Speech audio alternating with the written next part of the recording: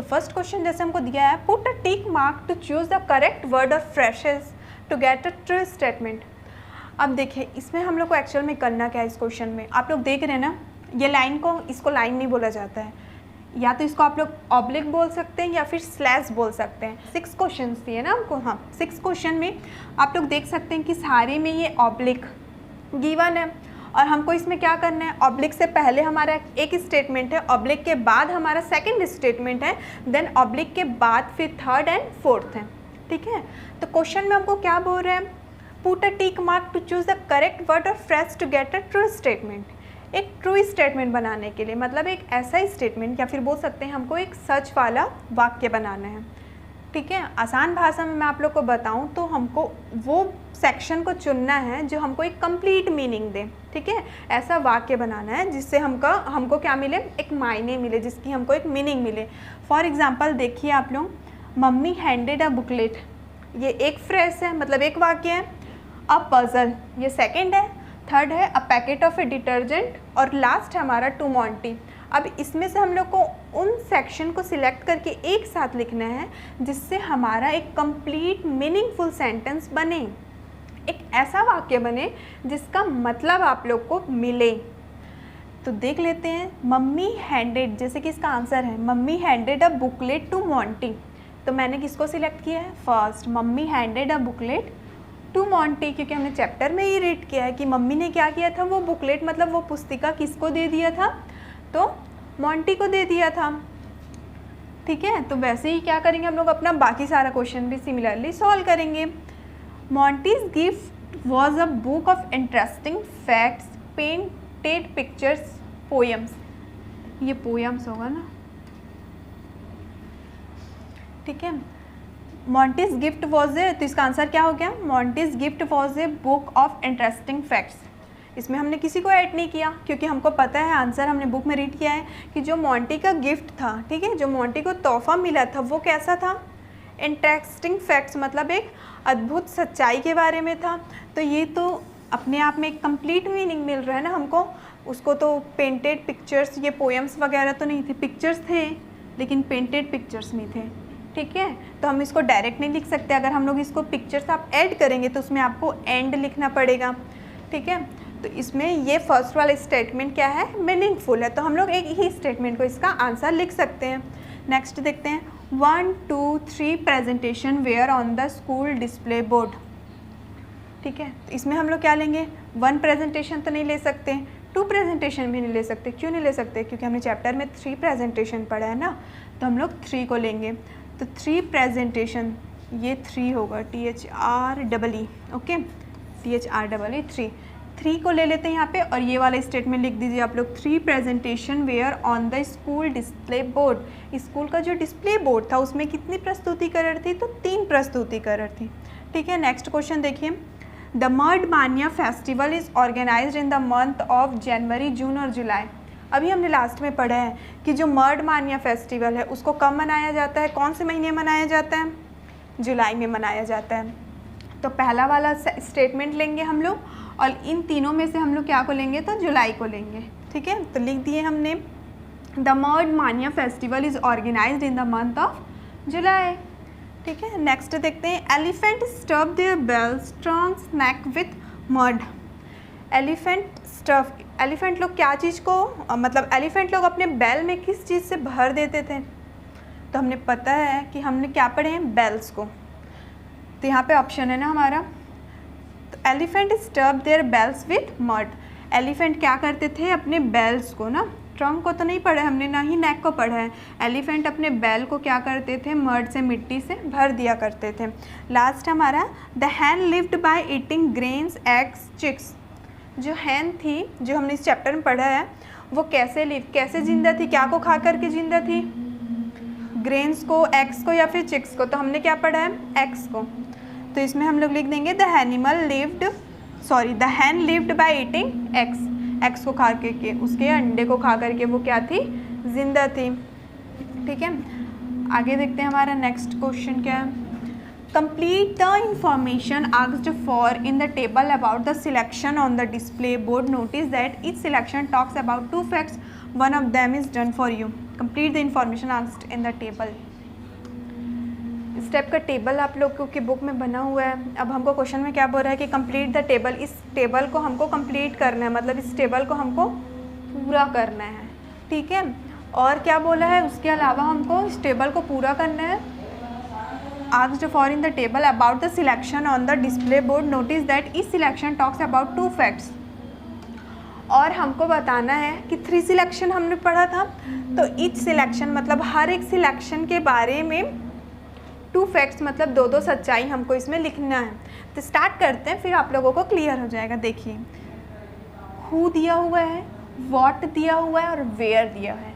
Who का मतलब होता है कौन, व्हाट का मतलब होता है क्या, तो क्या के लिए हमको ऑप्शन दिया है फेस्टिवल और इवेंट मतलब त्यौहार एक, ठीक है। और वेयर मतलब क्या होता है कहाँ, प्लेस, प्लेस दे दिया है ब्रैकेट में, प्लेस का मतलब होता है जगह। तो स्टार्ट करते हैं हम लोग फर्स्ट क्वेश्चन से। आप लोग ध्यान से देखिए, बहुत इजी समझ में आ जाएगा क्योंकि ऑलरेडी आपने इसको चैप्टर में रीड किया हुआ है।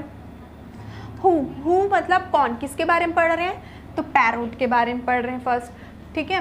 व्हाट मतलब क्या, तो पैरोट का क्या क्वालिटी था, हमने क्या पढ़ा था, आइडेंटिफाई द रियल ओनर, वो अपने असली मालिक को क्या कर सकता था, पहचान सकता था।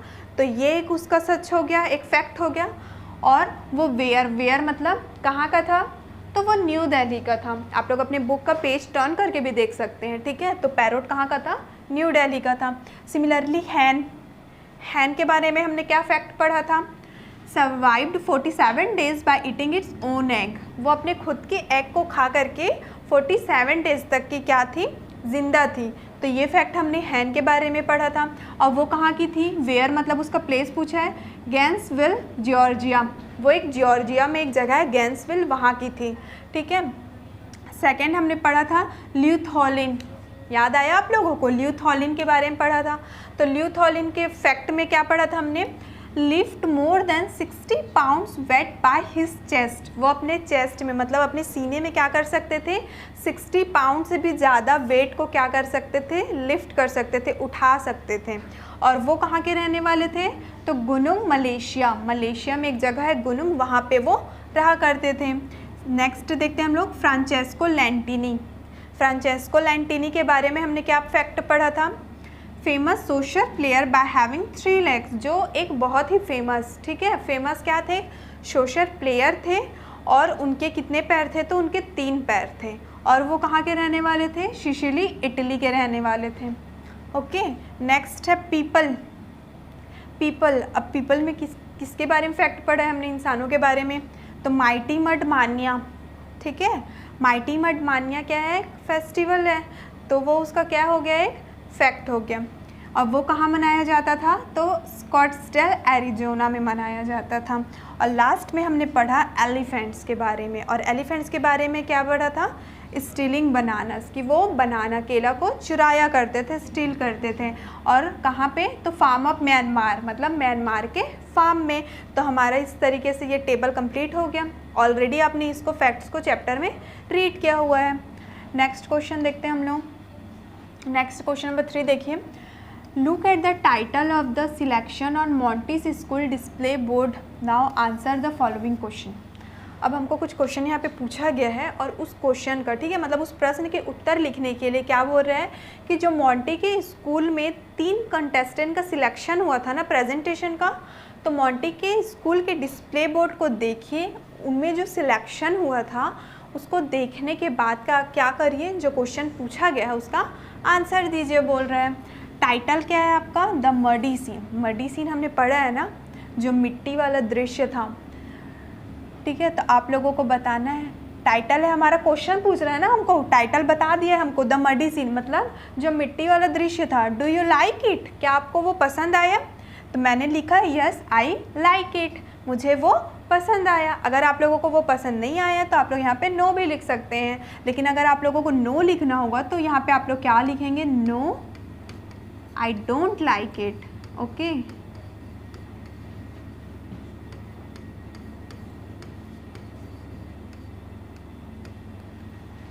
सिमिलरली नेक्स्ट क्वेश्चन क्या दिया हमको, what is common is the facts under the title.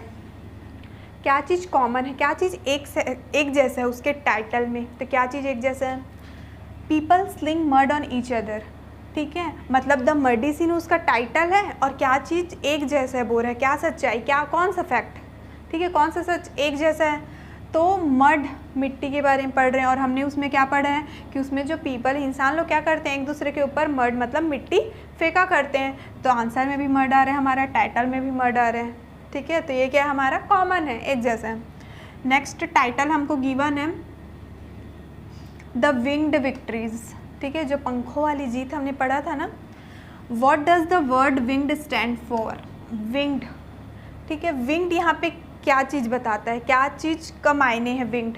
तो विंग्ड में हम लोग क्या चीज़ पढ़े थे, मतलब कौन कौन से बर्ड्स के बारे में हमने पढ़ा था। तो हमको याद है winged stand for birds, winged किसके लिए यूज़ किया गया है? बर्ड्स के लिए यूज़ किया गया है, पक्षियों के लिए यूज़ किया गया है। कौन कौन से? पैरोट एंड हैन के लिए यूज़ किया गया है, ठीक है। तो इसमें पूछ रहा है कि विंग्ड किसके लिए इस्तेमाल किया गया है, तो विंग का हम लोग किसके लिए यूज़ किए हैं, तो बर्ड्स के लिए, पक्षियों के लिए यूज़ किए हैं, जो कि हमने दो पढ़े हुए हैं, parrots and hen. Next question है what were the victories? Victories क्या है? विक्ट्रीज मीन्स क्या हुआ? Parrot was able to identify its real owner, ठीक है, पैरोट के पास ऐसी क्षमता थी कि वो अपने असली मालिक को क्या कर सकती थी, पहचान सकती थी। सिमिलरली हैन के बारे में देखें तो hen was survive by eating its own egg, hen क्या करती थी, अपने खुद के एग को खा करके, ठीक है, वो क्या करती थी, जीवित रहती थी। तो इस तरीके से हमको दिया हुआ था टाइटल और उसका क्वेश्चन दिया हुआ था, तो ये भी बहुत इजी है, चैप्टर में ऑलरेडी पढ़ा हमने, चैप्टर के बाद हमने टेबल में अभी लिखा और टेबल के बाद नेक्स्ट फिर हमने इस क्वेश्चन में सेम आंसर को फिर से लिखा हुआ है। नेक्स्ट टाइटल हमको क्या दिया, मिरेकल मैन, ठीक है, मिरेकल मतलब चमत्कार। Who are the miracle man? Page turn करिए बुक का, देखिए कौन है मिरेकल मैन। तो हमने पढ़ा है फ्रांचेस्को लैंटिनी एंड लियोथोलिन, ठीक है, फ्रांचेस्को लैंटिनी और लियोथोलिन, his 3 sons and 2 grandchildren are the miracle man, ठीक है। या फिर आप लोग सिर्फ उसी का नेम मेंशन कर सकते हैं कि फ्रांचेस्को लैंटिनी एंड लियोथोलिन, सिर्फ उसका नाम भी लिख के वो इज़ अ मिरेकल मैन लिख सकते हैं, लेकिन हमको आर पूछा है ना, और आर का यूज़ प्लूरल के लिए करते हैं, इसलिए यहाँ पे मेंशन है कि लियोथोलिन के साथ साथ उनके 3 बेटे और उनके बेटों के 2 बच्चे भी क्या थे, मिरेकल मैन, ठीक है, एक चमत्कारी इंसान थे। What is miracles in them? उनमें मिरेकलस क्या था, उनमें चमत्कारी चीज़ क्या था? लैंटिनी हैड 3 legs, लैंटिनी के कितने लेग्स थे, 3 legs थे, तो उसके 3 पैर थे, यही उसके में क्या था, एक मिरेकलस था, मतलब चमत्कार था।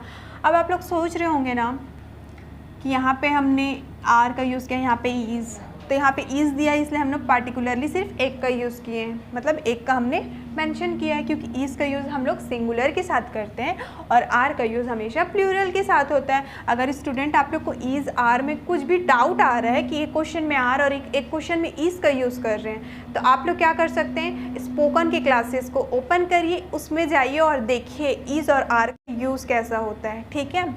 The others were magnetic man, और बाकी लोग के क्या थे, मैग्नेटिक मैन थे। नेक्स्ट क्वेश्चन हमारा, mention the paragraph number which contains the following facts oblique ideas. अब ये तो बहुत ही ईजी क्वेश्चन है, ये क्वेश्चन हमको क्या बोल रहा है, पैराग्राफ का नंबर। हमने चैप्टर में कितने पैराग्राफ पढ़े हैं, 12 to 13 पैराग्राफ पढ़े हैं, रेट करिए आप लोग।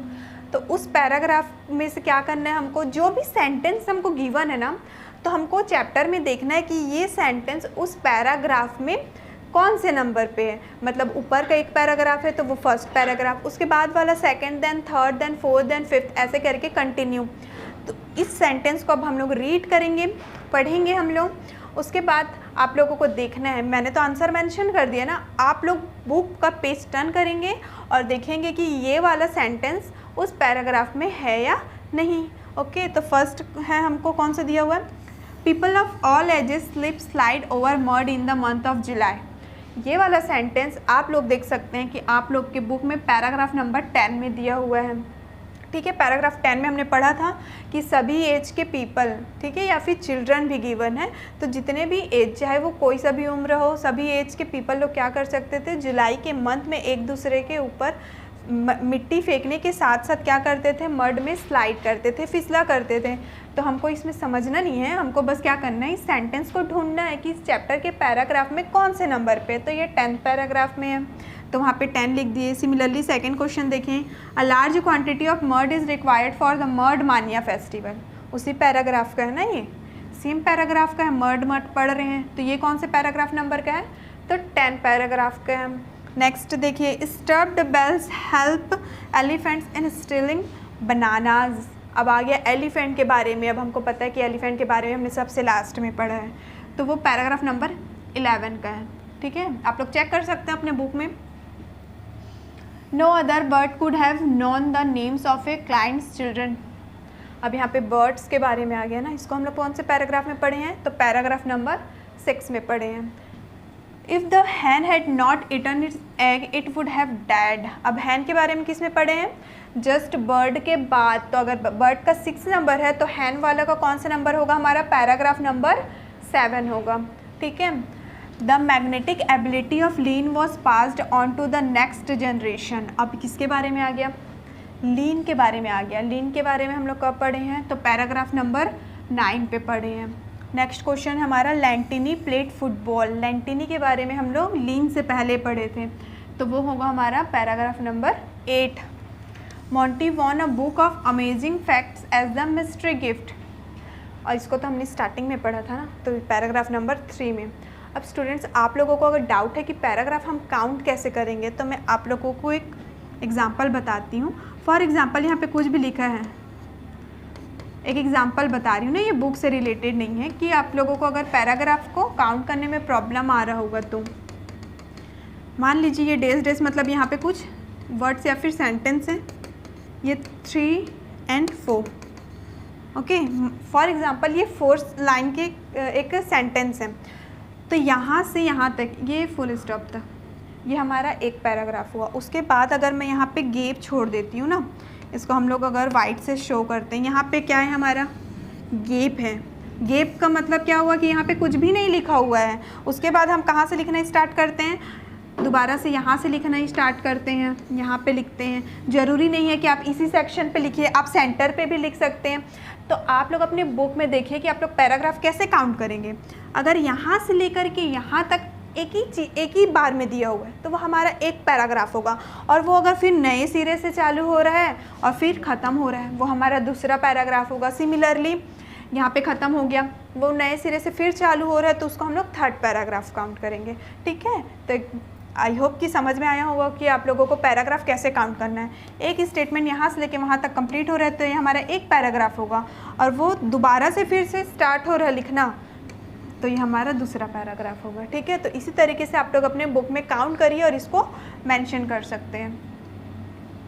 नेक्स्ट देखते हैं हमारा वोकैबुलरी सेक्शन। क्या क्वेश्चन दिया है, given below are some sentences that describe some action. नीचे हमको कुछ सेंटेंस दिया हुआ है, कुछ वाक्य दिया हुआ है जो कि क्या चीज़ को वर्णन कर रहे हैं, क्या को वर्णन कर रहा है, तो कुछ एक्शन को, मतलब कुछ कार्यों को क्या कर रहा है, जो वर्णन कर रहा है, ऐसा कुछ वाक्य हमको नीचे दिया हुआ है। Choose the words from the box that match the description and right them in the space provided. अब आगे क्या बोल रहे हैं, चूज द वर्ड। कुछ शब्द हमको बॉक्स में, एक डिब्बे में देख सकते हैं आप लोग, इस तरीके का डिब्बा आप लोगों के बुक में भी बना हुआ है कि एक बॉक्स में, एक डिब्बे में क्या दिया है, हमको कुछ शब्द दिया हुआ है, उसको हमको क्या करना है, उसको छांटना है और क्या करना है, जो नीचे हमको बॉक्सेस दिए हुए हैं उसमें लिखना है सेंटेंस को रीड करके। तो आइए स्टार्ट करते हैं, जो हमने ऑलरेडी चैप्टर में रीड कर लिया और बहुत बार रिपीट कर लिए, सेम चीज़ फिर से आ गया।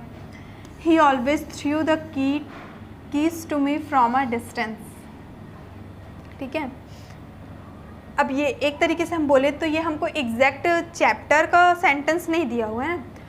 फॉर एग्ज़ाम्पल अगर मैं बोल रही हूँ कि मैं अगर आप लोगों को समझा रही हूँ, तो ये बोलना हुआ या लिखना हुआ, तो आप लोग बोलेंगे ना कि मैं अगर आप लोग को समझा रही हूँ तो ये बोलना हुआ, क्योंकि मैं बोल के समझा रही हूँ। तो उसी तरीके से यहाँ पे हमको कुछ वाक्य दिया हुआ है और वहाँ पे कुछ ऑप्शन दे दिए गए हैं। अब उस वाक्य को हम उस सेंटेंस को रीड करेंगे, पढ़ेंगे, तो हमको पता चलेगा कि वो सेंटेंस एक्चुअल में बोल क्या रहा है। फिर उसमें से सिलेक्ट करेंगे, चयन करेंगे और इसमें लिखेंगे।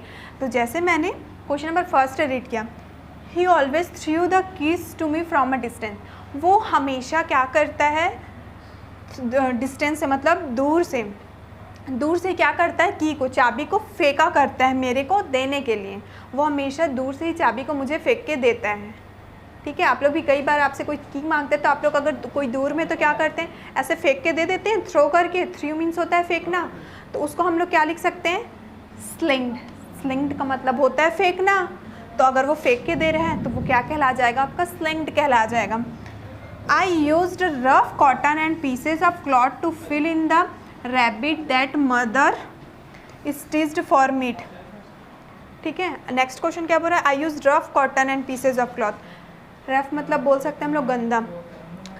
ठीक है, गंदा कपड़े का टुकड़ा को क्या करता हूँ मैं, हमेशा रैबिट के क्लॉथेस के लिए यूज़ करता हूँ। That mother stitched for me मतलब जो मम्मी मेरे लिए कपड़े सिलती है ना, उससे मैं रैबिट के लिए गंदे कपड़े को यूज़ करता हूँ।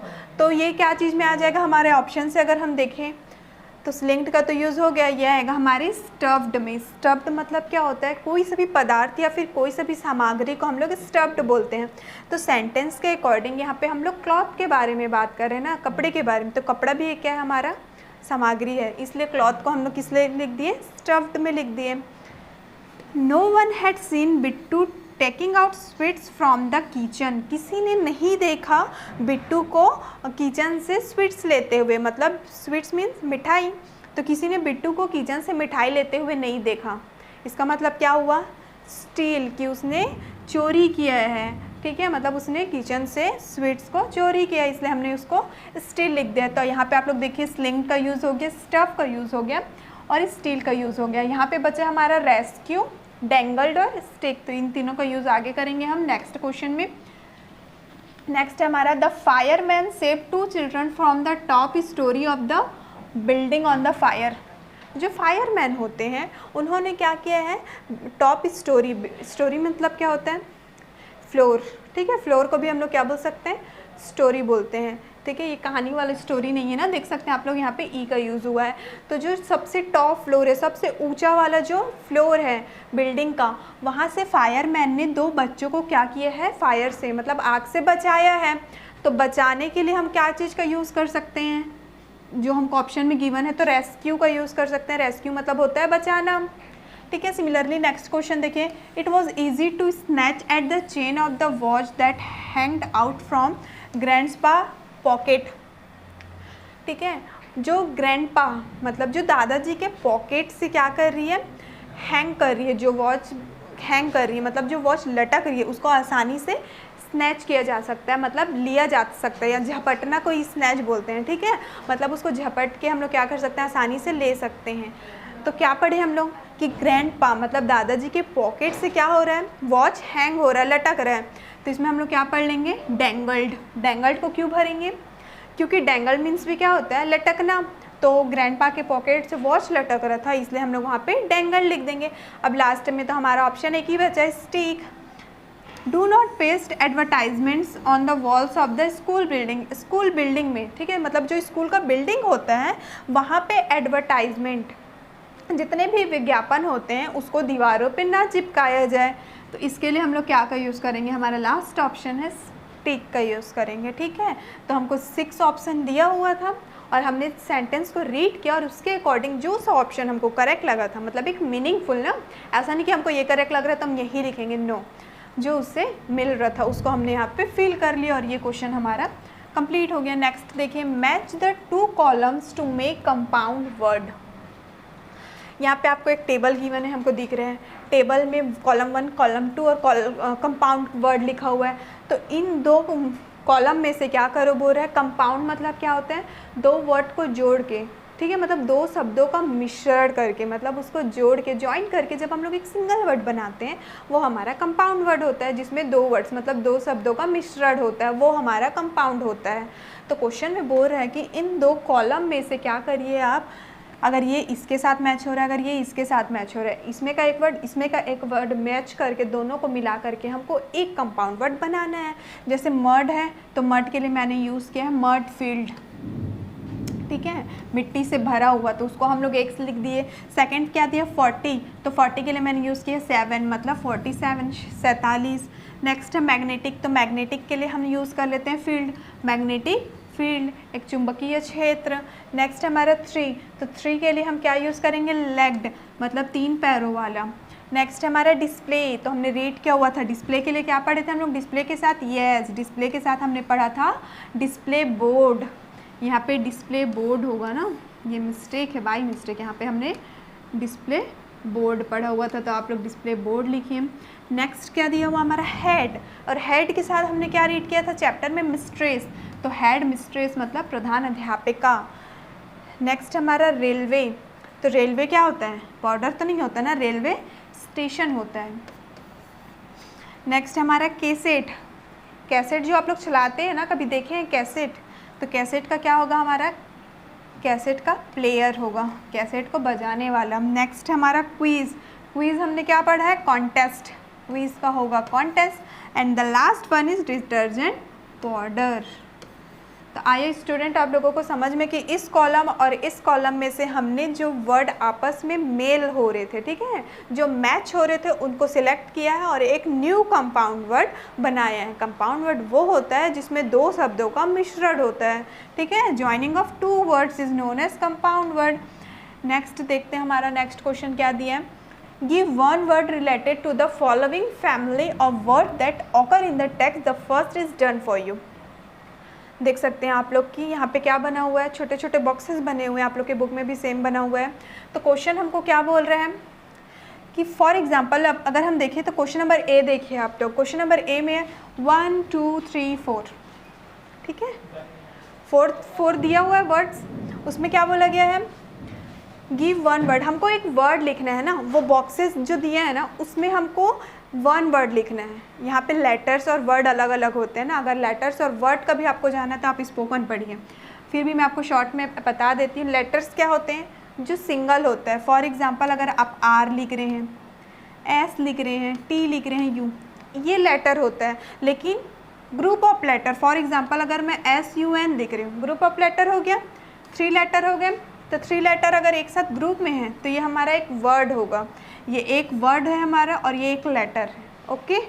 तो हमको क्वेश्चन में एक वर्ड लिखने बोला है, मतलब ये हमारा वर्ड है ना, तो मतलब हम इसमें एक पूरा वर्ड लिखेंगे। और वो वर्ड हमको कैसे लिखना है, तो हमको जो क्वेश्चन दिया हुआ है, फॉर एग्ज़ाम्पल अगर मैं आप लोगों को बोलूँ कि आपके घर में क्या क्या चीज़ है, तो आप क्या बताओगे, एक डाइनिंग रूम है, एक किचन है, एक बेडरूम है, तीनों क्या है घर के बारे में है, उसी के बारे में ही है तीनों। उसके अलावा क्या है बोलूँगी तो आप क्या बोल सकते हो, हमारे घर में क्या है, छत है, फील्ड है। तो सिमिलरली अगर हमको किसी भी चीज़ का एक जैसा दिया है तो हम जो वर्ड लिखेंगे वो उससे मिलता हुआ रहना चाहिए। फॉर एग्ज़ाम्पल अनदर एग्ज़ाम्पल देखते हैं ईजी। आप लोग स्कूल में जाके क्या क्या पढ़ते हैं, तो हम स्कूल में जाके क्या करते हैं, बहुत सारे सब्जेक्ट्स पढ़ते हैं। अगर आप लोगों को 3 सब्जेक्ट्स का नेम मेंशन है, मैथ्स, फिज़िक्स, केमिस्ट्री, ठीक है, उसके बाद आप लोगों को बोला जाता है कि एक डेज दे दिया गया है, उसको आप कंप्लीट करिए। तो हमको पता है मैथ्स, फिजिक्स, केमिस्ट्री के अलावा हम क्या पढ़ सकते हैं, बायोलॉजी पढ़ सकते हैं, इंग्लिश पढ़ सकते हैं, हिंदी पढ़ सकते हैं। तो सिमिलरली उसी टाइप से जो क्वेश्चन हमको गिवन है उसी से मिलता हुआ हमको अपना नेक्स्ट वर्ड लिखना है। तो आइए क्वेश्चन सॉल्व करते हैं, फिर आपको फिर से क्लियर हो जाएगा। जैसे कि दिया हुआ स्क्रू, ड्राइवर्स, हमर, शॉप, तो ये सब चीज़ किससे रिलेटेड है, तो मैंने यहाँ पे लिख लिया टूल्स, ये सब चीज़ टूल्स है ना, तो यहाँ पे हम वर्ड लिख लेते हैं टूल्स। सिमिलरली नेक्स्ट क्वेश्चन देखें, विटनेस, जज या फिर क्लाइंट, तो ये सब चीज़ किससे रिलेटेड है, तो कोर्ट से रिलेटेड है, वहीं पे जज होता है, वहीं पे क्लाइंट होता है, वहीं पे विटनेस मतलब गवाह होता है। Take away quietly without permission, ठीक है, बिना अनुमति के वहाँ से चुपके से चले जाना क्या कहलाएगा, हमारा स्टील कहलाएगा ना, चोरी कहलाएगा। तो यहाँ पे मैंने स्टील वर्ड लिख लिया।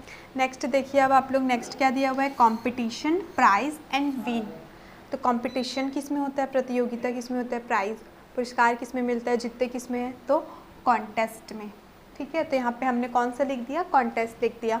नेक्स्ट देखते हैं हम लोग, नेम, हाउस नंबर, विलेज। तो किस में आता है, name, house number, village, address में आता है हमारे। तो यहाँ पे हम लोग क्या लिख दिए, एड्रेस लिख दिए। सिमिलरली लास्ट है हमारा सॉइल्ड, डर्टी और रेन। तो किस में आएगा हमारा, ठीक है, सॉइल मतलब मिट्टी भी, गंदा भी, और रेन मतलब बारिश, तो ये हमारा आएगा मडी। ठीक है, तो यहाँ पे हमने मडी लिख दिया।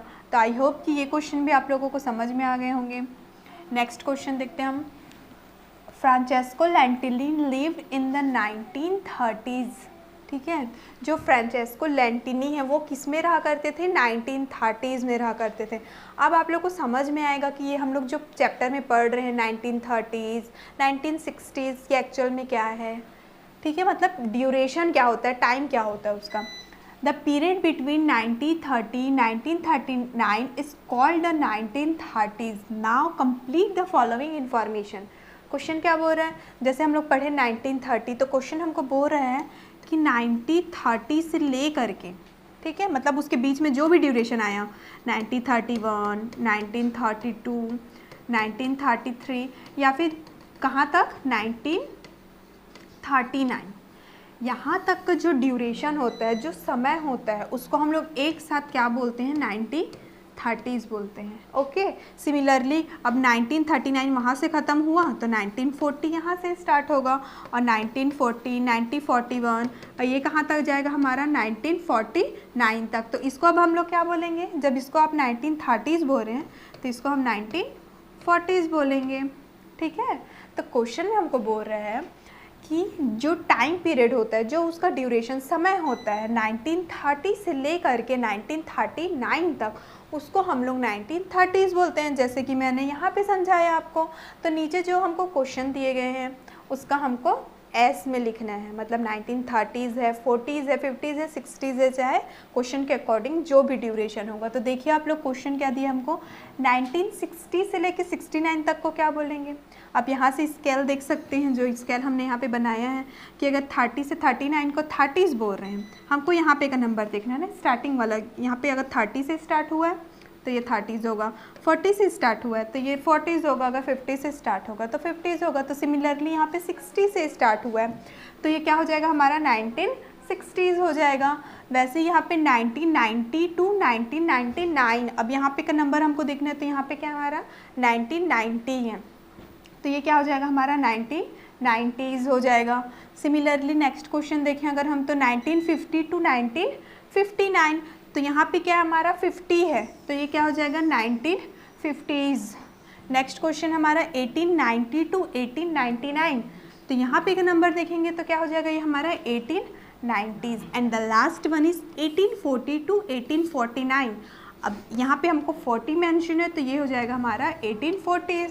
तो इसी के साथ ये क्वेश्चन भी हमारा कंप्लीट होता है, एंड आई थिंक इसी क्वेश्चन के साथ हमारा चैप्टर भी कंप्लीट होता है।